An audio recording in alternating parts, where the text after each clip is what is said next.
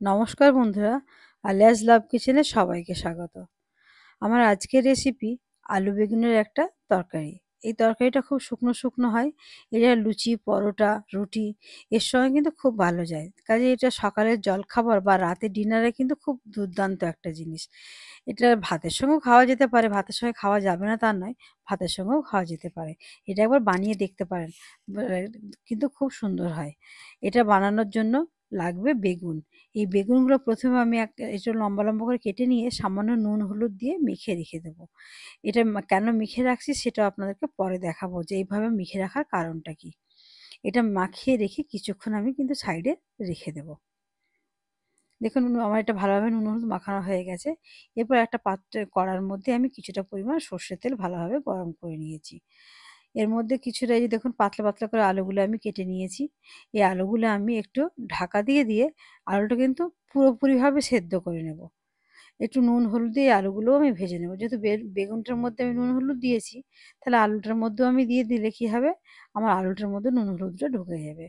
তাহলে রান্নাটার সময় কিন্তু জিনিসটার স্বাদটা খুব সুন্দর লাগবে। এরপর এটা আমি ঢাকা দিয়ে দেবো, গ্যাসের আঁচটা আমি খুব কম করে দেবো। দিয়ে দেখুন এরকম লাল করে ভেজে নিয়ে দেখছেন আমি কাঁটা চামচটা যে দিলাম, আলুটা কিন্তু পুরো সেদ্ধ হয়ে গেছে। দেখেই বুঝতে পারছেন আপনারা। এই যে আলুটা কিন্তু এরকম সেদ্ধ করে নেওয়ার চেষ্টা করবেন, দেখবেন রান্নাটা আপনাদের খুব সুন্দর হবে। এই সেদ্ধটা করে নেওয়ার কারণও একটা আছে, সেটা আপনারা প্রথম থেকে শেষ পর্যন্ত দেখতে থাকুন, তাহলেই বুঝতে পারবেন যে এই সেদ্ধটা কেন আপনাদের করে নিতে বললাম। দিয়ে এরপরে এগুলো আমার হয়ে গেছে, এগুলো উঠিয়ে নিলাম। এরপর বেগুনটা আমি ভেজে নেব। বেগুনটা কিন্তু কম আঁচে ভাজবেন না, বেগুনটা একটু হাই ফ্লেমেই ভাজবেন। দেখুন বেগুনটা থেকে কতটা জল বেরিয়েছে দেখলেন, ওই জন্যই বেগুনটা একটু মাখিয়ে রেখে দিতে বলেছিলাম। নইলে এই জলটা কী হতো বলুন তো, যখন সঙ্গে সঙ্গে মাখিয়ে দিলে জলটা তেলের মধ্যে হতো, তখন জিনিসটা ভালো হতো না। বেগুন থেকে জলটা ছেড়ে দিত, বেগুনটা লাল লাল ভাজা হতো না, সুন্দর ভাজা হতো না। ওই জন্য ওটা এভাবে রাখিয়ে দিলাম। দেখুন বেগুনগুলো একটু এরকম বেশ লাল লাল করে ভাজা হয়ে গেছে, অথচ গোটা গোটা আছে। এই জন্য বললাম যে গ্যাসের ফ্লেমটা কম করবেন না, হাই হিটেই বেগুনটা ভেজে নেবেন। বেগুন তো এটা হাই হিটে থাকলেও কিন্তু সেদ্ধ হয়ে যাবে। এটা ওই আলুর সঙ্গে আমি উঠিয়ে রেখে দেবো একসঙ্গে।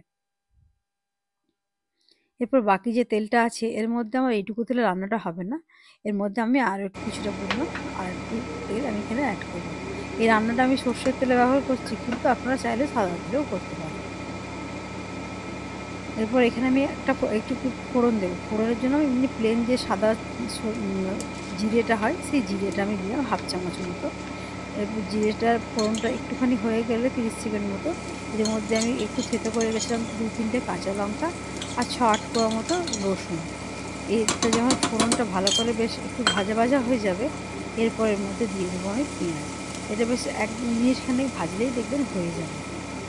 এটা বেশি ভাজার দরকার নেই। ফোড়ন একটু বেশ লাল গন্ধ হলেই, এটা সুন্দর মতো গন্ধ হলেই দেখুন হয়ে যাবে। এরকম হয়ে গেছে।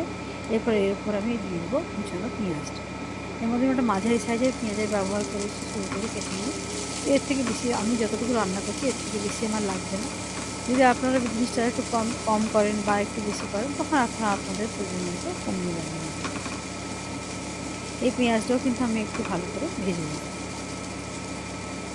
পেঁয়াজটা আমার ভাজা হতে থাক। পেঁয়াজটা কিন্তু খুব বেশি হাই হিটে ভাজবেন না, তাহলে পুড়ে যাবে। পেঁয়াজটা মিডিয়াম আছে একটু লাল করে ভেজে নেবেন। দেখুন পেঁয়াজটা যখন এরকম লাল হলে আমার হয়ে যাবে। এরকম অবস্থাতে 1 ইঞ্চি মতো আদা আমি গ্রেট করে রেখেছিলাম, সেই আদাটা আমি এরপর এর মধ্যে দিয়ে দেবো।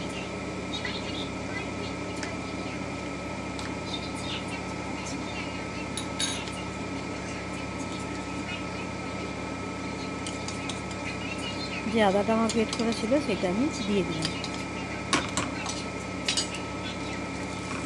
এই আদাটাও বেশ 1 মিনিট কি 1.5 মিনিট মতো আমি ভেজে নেব, যাতে কাঁচা গন্ধটা আদার চলে যায়।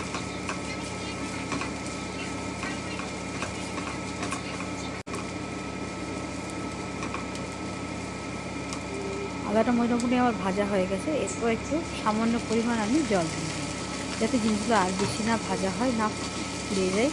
এরপর দেখুন এর থেকে বেশি ভাজলে কিন্তু জিনিসগুলো পুড়ে যাবে, তখন কিন্তু জিনিসটা খেতে আর ভালো লাগবে না। ওই জন্য একটু জল দিয়ে দিলাম।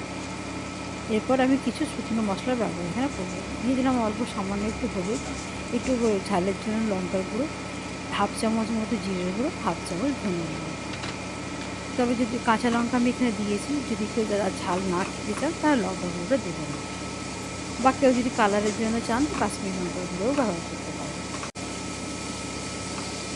দেখুন এখনও পর্যন্ত কিন্তু আমি কোনো রকম নুনের ব্যবহার করিনি। এখানে আমি দিয়ে দিলাম একটা মাঝারি সাইজের টমেটো। নুনের ব্যবহারটা এই জন্য করিনি, আমার আলুতে আর বেগুনে কিছুটা পরিমাণ নুন দেওয়া আছে। এরপর আমি টমেটো দেবো, এরপর কিছুটা পরিমাণ এর মধ্যে পেঁয়াজ কলিয়ে দেবো। সেই আন্দাজটা বুঝে নিয়ে কিন্তু আমি এরপর নুনটা এখানে দেবো। এরপর আমি এখানে নুনটা দিয়ে দেবো।